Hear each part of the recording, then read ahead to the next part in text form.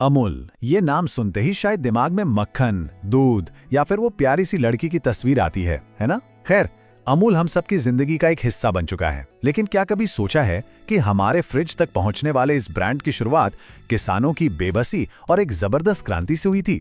आइए, आज इसी दिलचस्प कहानी की परतों को खोलते हैं। आज की तारीख में अमूल एक बहुत ही कामयाब ब्रांड है। हर घर में इसकी पहचान है।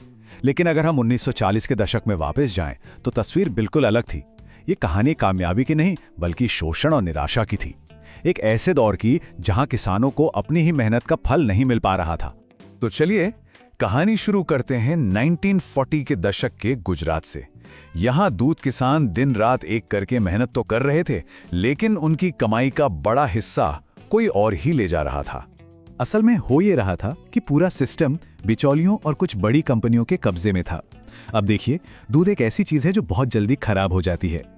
किसानों के पास उसे ज्यादा देर तक रखने का कोई इंतजाम नहीं था और इसी मजबूरी का फायदा ये ठेकेदार उठाते थे। इस टेबल से शोषण का अंदाजा लगाया जा सकता है। मान लीजिए कि बाजार में दूध 50 रुपए में बिक रहा है, तो किसान के हाथ में मुश्किल से 5 रुपए आते थे। सारा का सारा मुनाफा बिचौलियों और कंपनियों की जेब में चला जाता था और किसान बस गरीबी में जीने के लिए मजबूर था। और तो और इस समस्या को ब्रिटिश सरकार की एक स्कीम ने और भी गंभीर बना दिया था, जिसका नाम था बॉम्बे मिल्क स्कीम।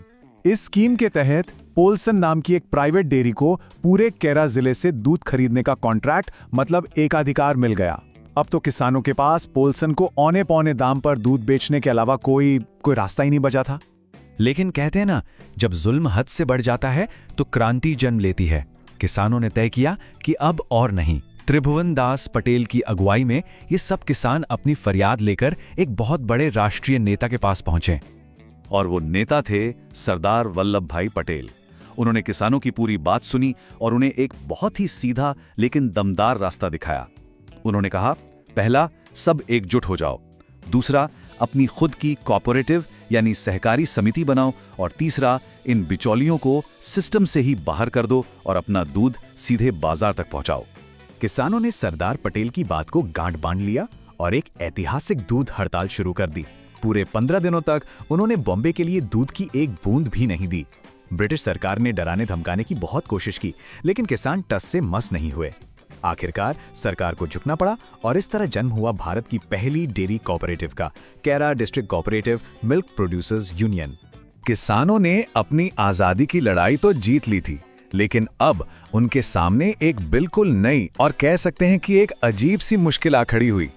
इस बार समस्या दूध की कमी की नहीं, बल्कि दूध की बहुतायत की थी। जी हां, बिल्कुल सही सुना। एक नया संकट, बहुत ज्यादा दूध। होता यह था कि सर्दियों के मौसम में भैंसें गर्मियों के मुकाबले लगभग 2.5 गुना ज्यादा दूध देती थी।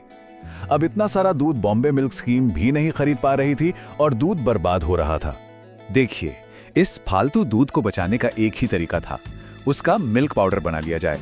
लेकिन यहीं पर एक बहुत बड़ी टेक्निकल प्रॉब्लम थी।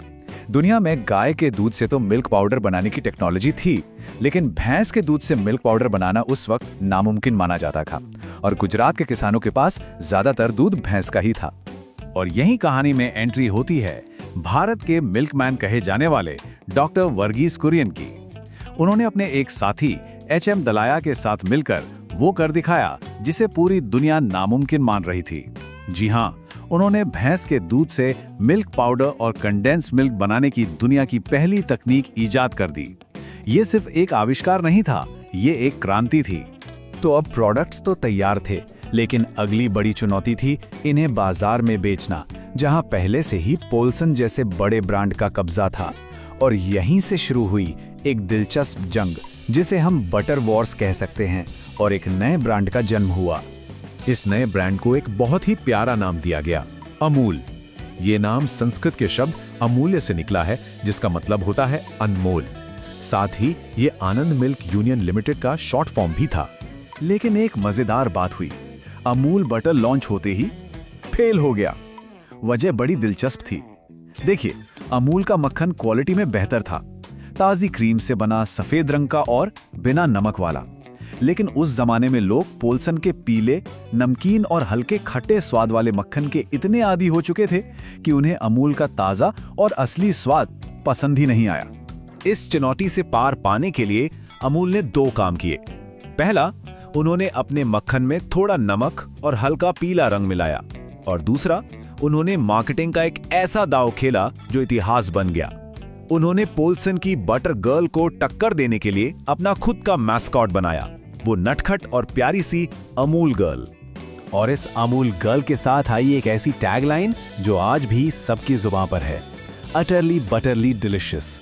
इस लड़की और इस टैगलाइन ने मिलकर एक ऐसा विज्ञापन अभियान चलाया जो गिनीज वर्ल्ड रिकॉर्ड्स में दुनिया का सबसे लंबा चलने वाला एड कैंपेन है। अमूल की कामयाबी अब सिर्फ एक ब्रांड की कामयाबी नहीं रह गई थी, ये एक ऐसा सफल मॉडल था जिसे अब पूरे देश में फैलाने का वक्त आ गया था। तब डॉक्टर कुरियन ने लॉन्च किया ऑपरेशन फ्लड, जिसे हम सब श्वेत क्रांति या व्हाइट रेवोल्यूशन के नाम से जानते हैं। इसका मकसद बहुत बड़ा था, अमूल के इस कोऑपरेटिव मॉडल को पूरे भारत में लागू करना। इसके तहत देश भर के दूध उत्पादकों को सीधे ग्राहकों से जोड़ने के लिए एक नेशनल मिल्क ग्रिड बनाया गया। और इसका नतीजा क्या हुआ?